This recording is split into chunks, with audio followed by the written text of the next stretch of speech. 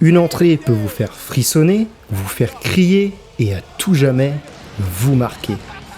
Oui, je fais une vidéo sur les entrées et non, je ne suis pas déjà à court d'idées, ce n'est que ma deuxième vidéo. Si je fais une vidéo sur les entrées, c'est pour une raison bien précise. C'est parce que pour moi, les entrées font 30% du boulot d'un catcheur.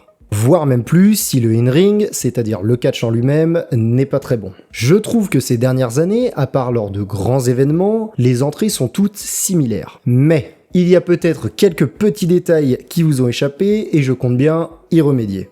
Les catcheurs jouent des personnages heel ou face.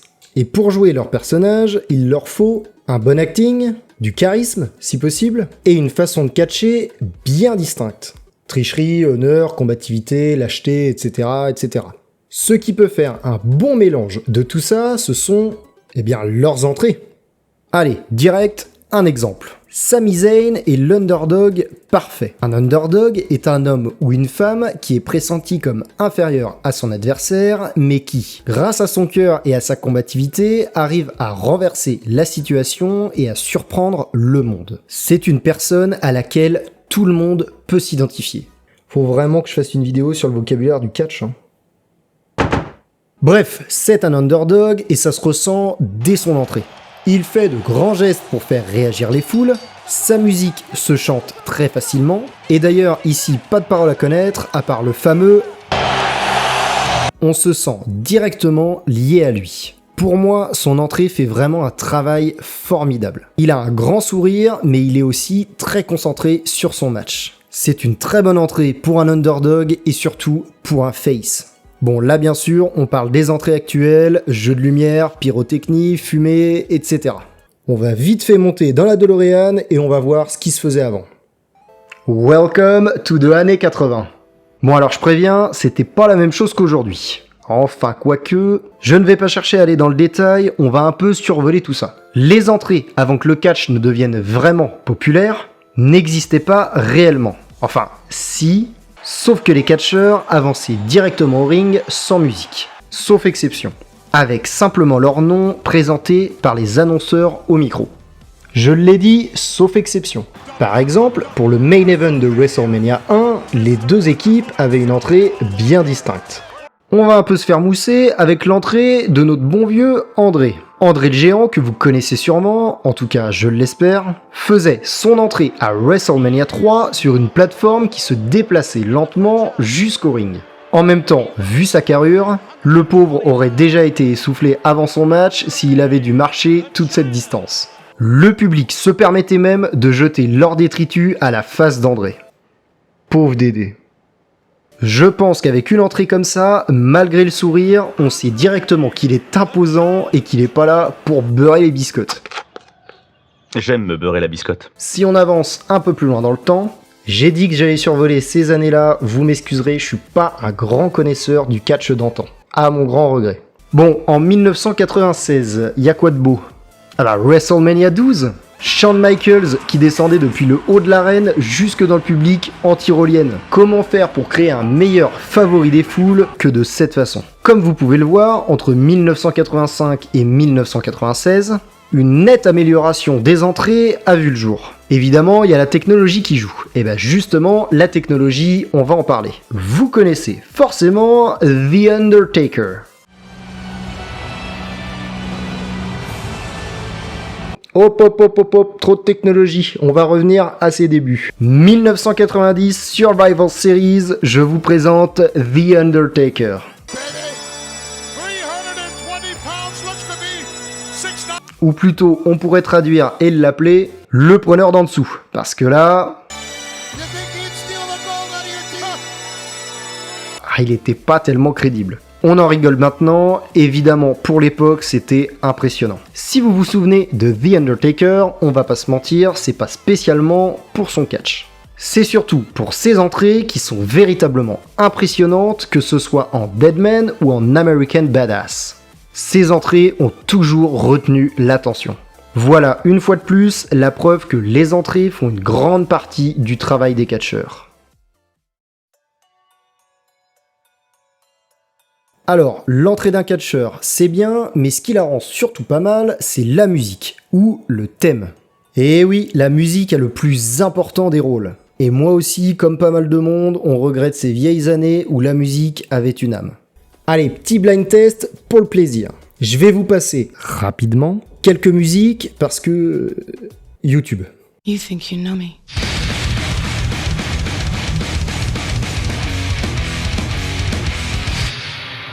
On this day, time to play the game. Time to play the game. I hear voices in my head, they counsel me, they understand, they talk to me.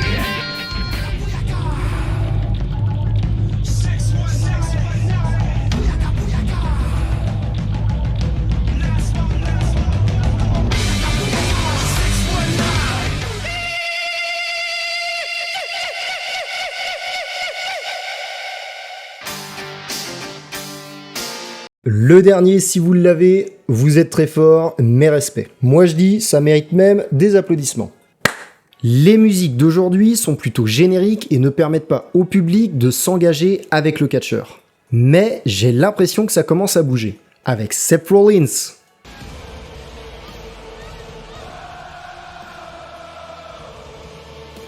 Ou encore Randy Orton.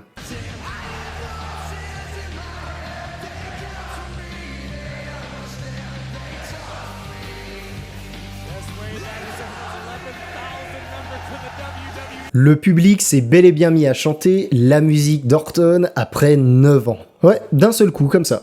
Non, je sais vraiment pas pourquoi.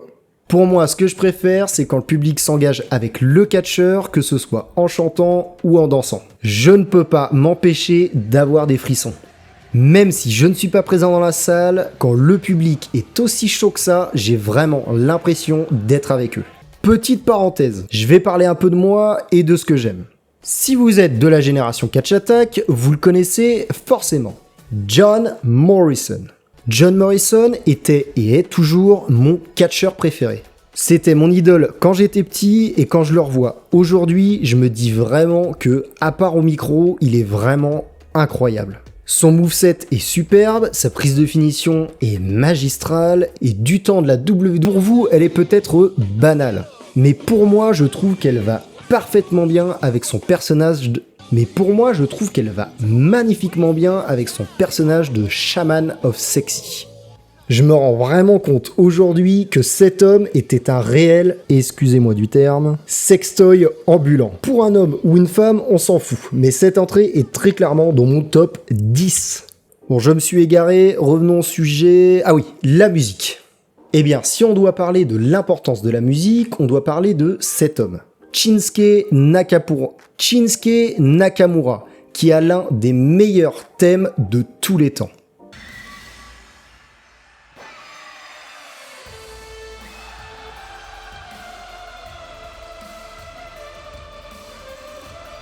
Cette musique, accompagnée du public, est un réel plaisir pour les oreilles, et ça me donne très clairement les frissons à chaque fois. Allez, on va parler d'une autre compagnie, l'AEW. À l'AEW, on a pu voir l'une des plus belles connexions que j'ai pu voir avec le public dans le monde du catch.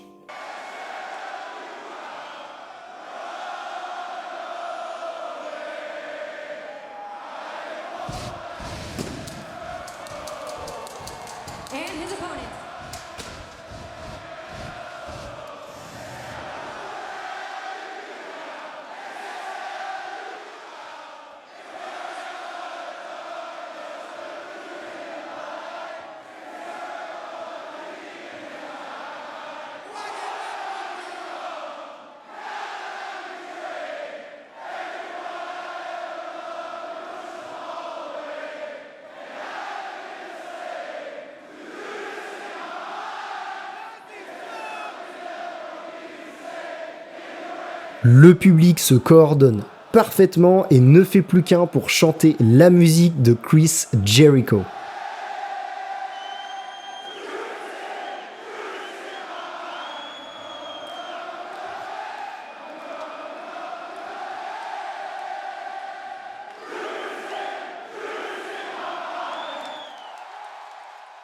Je m'arrête là pour la musique, sinon ça va se transformer en best-of. Mais dites-moi en commentaire pour vous qui a la meilleure musique dans le catch.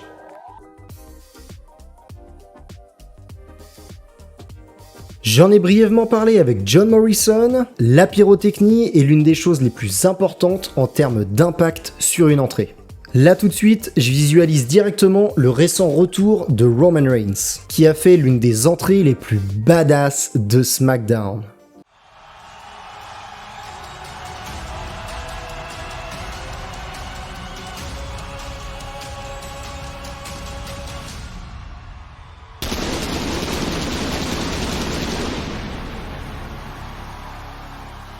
La pyrotechnie en parfaite synchro avec la musique m'a clairement encore une fois choqué. Si on parle pyrotechnie, on peut aussi parler de Goldberg, qui pour l'époque avait une entrée de fou.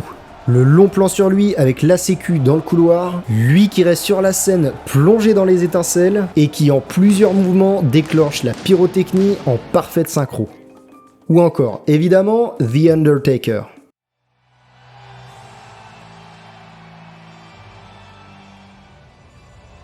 Les flammes, la fumée, la lumière, tout ça rend son personnage encore plus mystérieux et terrorisant pour les jeunes fans qui regardaient le show. Moi petit, jamais eu peur. Après, les feux d'artifice, c'est bien, mais trop en abuser, je trouve que ça peut détruire toute la hype qu'on peut en attendre. Cody Rhodes par exemple a 2 voire 3 fois des pyros durant son entrée. Alors, encore une fois, la musique plus le public plus les pyros, c'est vraiment génial. Mais faut faire attention à ne pas trop en abuser.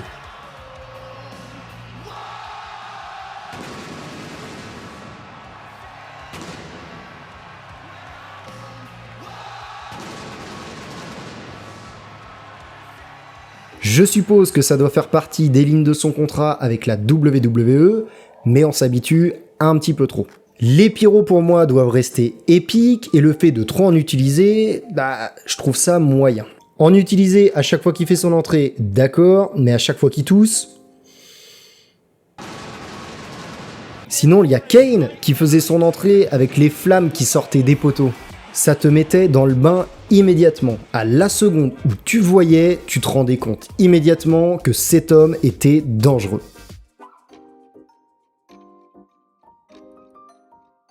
Bon, mon truc à moi, c'est les lumières.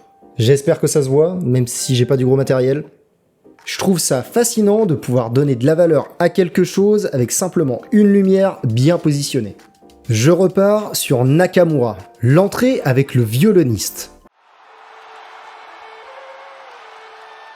Quand vous voyez cette scène, vous vous dites sûrement « Oh, c'est joli ! Oh, la hype !» Moi, je suis comme un fou, très clairement. Je trouve cette entrée magique. La lumière bien positionnée pour mettre en valeur le violoniste, lui donner un côté très poétique et d'un seul coup faire un énorme contraste en allumant toutes les lumières. Faire l'opposition du blanc et du rouge pour faire bien comprendre qu'il se passe quelque chose d'énorme. D'ailleurs, c'était quelque chose d'énorme puisque c'était la première fois qu'on voyait Nakamura sur la grande scène.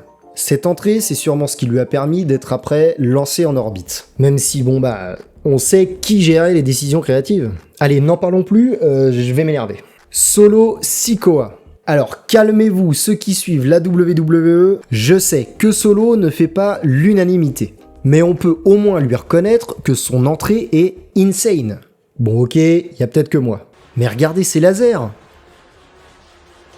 Cette lumière jaune pour bien le mettre en valeur et mettre en valeur ses valeurs. Pour info, le jaune est synonyme de gaieté et de joie. Non, pour lui, on parlera plutôt d'amitié ou même de fraternité.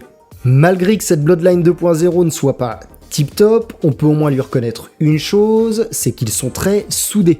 Donc cette entrée est bien plus importante qu'elle n'y paraît. Pensez-y la prochaine fois que vous verrez les lumières d'une entrée.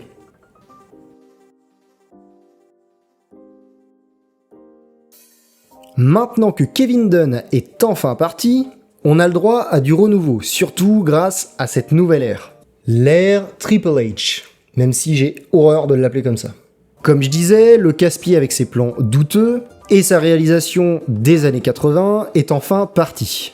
Désormais, aux commandes de la réal, c'est Lee Fitting, qui apporte un véritable renouveau en termes de production visuelle. Je ne m'attarde pas sur toutes les nouveautés, aujourd'hui on se concentre uniquement sur les entrées. Eh bien, en termes de production sur les entrées, ça change absolument tout. L'entrée de Bron Breakker peut paraître basique à première vue, mais ce dernier plan où il est face caméra à faire une tête de méchant colère, ça donne un véritable cachet à son personnage.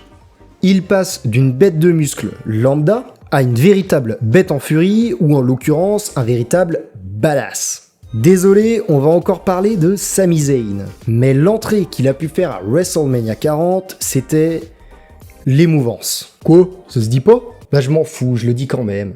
Sami qui parle à son fils, qui embrasse sa femme, pour ensuite remonter le couloir, et avant de passer le rideau final, qui se tient face à lui, son meilleur ami Kevin Owens. Gros câlin, gros encouragement, et là, seulement là, Sami Zayn fait son entrée sur scène.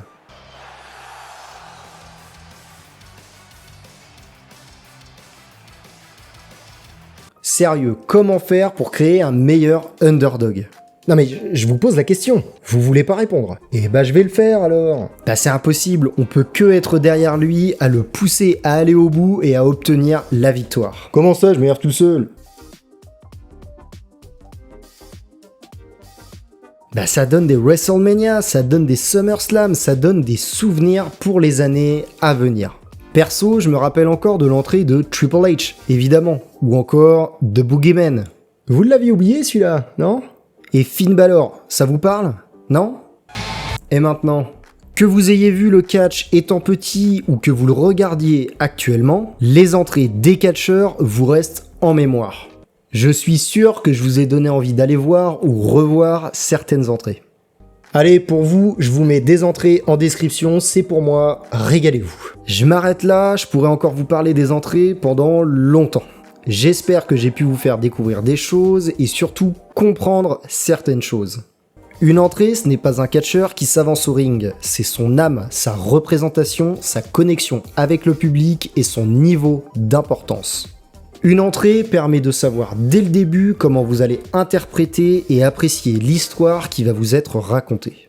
Et surtout, n'oubliez pas, les lumières, c'est super important. Merci à tous, je vous laisse sur ces belles paroles. Bien sûr, n'hésitez pas, le pouce bleu, le commentaire, dites-moi ce que vous avez pensé de mes interprétations. Je sais, pour les fans assidus, j'ai dû en oublier plein et je m'en excuse. J'ai pris volontairement des entrées qu'on ne voit pas partout, comme John Morrison par exemple.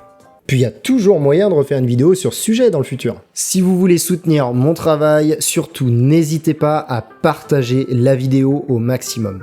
Allez, on se retrouve une prochaine fois pour parler de notre ou de votre future passion. Des lumières.